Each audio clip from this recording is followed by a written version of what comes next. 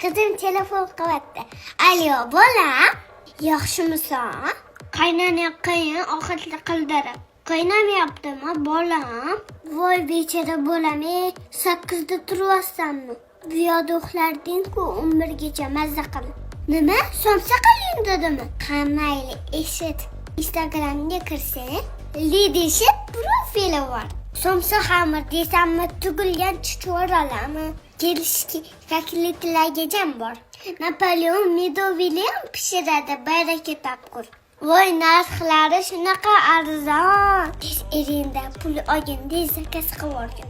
Qaynaning uyga kelganda o'zim pishirdim, oyjon deysan. Voy asal qizim, charchab qolmagin, o'zini qaynama. O'lib ketsin, tugan edi uy yeyishi. Bo'pti bolajonim, telefon qilib turgan kunda 5 mahal. Assalom, xayr. Bo'pti. Yaxshi o'tirgan bo'pti.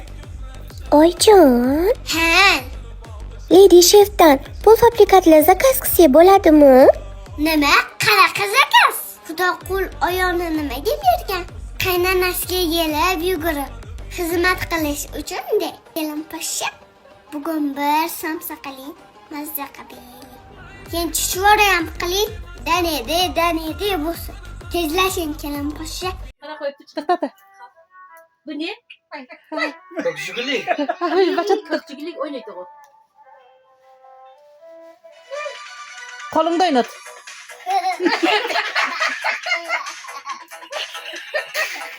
Tish pishmay kiradi qizchaga. Ketdi.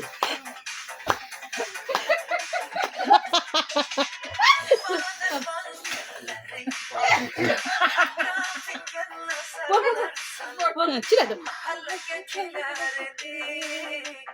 Musikanı koyup alır.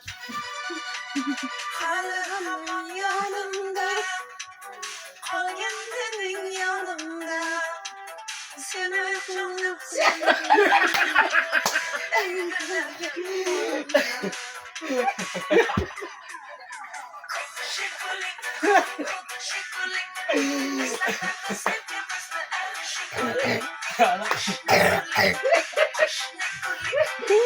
Xudoya tavba.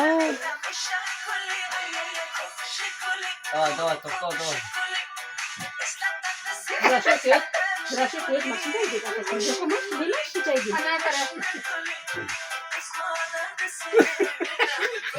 Hala birbirine denk. Birbirine denk.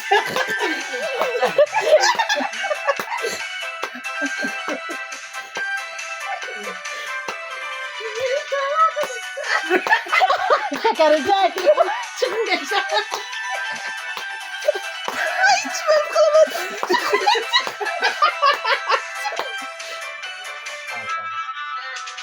İkimiz sahte ettik, sevgimiz hem bir kopar, ismimiz yazar idik.